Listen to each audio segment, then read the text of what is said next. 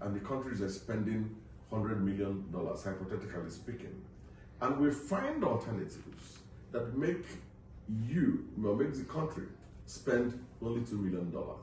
We've saved the country $98 million. But within that $98 million, of course, you know it's not the country as in Nigeria's pulse, but it's the country as in industries. So it saves on the costs for industries, which improves on the competitiveness of their products, which expands on their capacity to do more products. Again, by that fact, improves on their capacity to employ more factor resources to continue that expansion.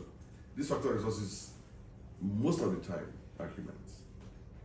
But you haven't told us specifically number of jobs you've been able to create so that we can... We don't directly create jobs.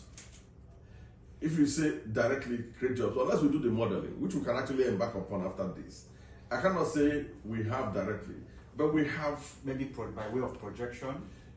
No, we can look at where a lot of companies or industries we have worked with, work very closely with Manufacturers Association of Nigeria, and every time we try to find out the problems manufacturers have, and we resolve them here.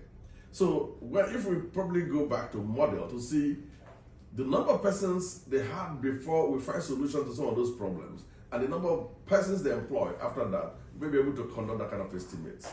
But I can tell you, off the hook, that because of the activities that take place in this council, we create hundreds of thousands of jobs every year. Wow, it's good to know. Now, Prof, I don't know how you've been collaborating, especially with the government at the subnational level, state and local government, where most of these resources are. How is the collaboration like?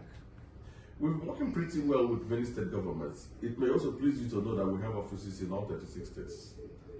We have state coordinators who are like DGCEOs at state level.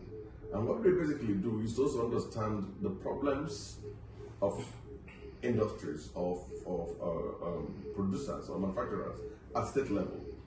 They also interact with the government at state level. And they also escalate problems that we need to have to make interventions to the head office.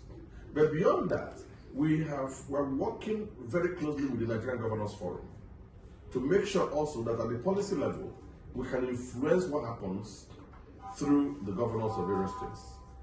So only last 2 weeks, we also had very, very detailed engagement with the Nigerian Governors Forum.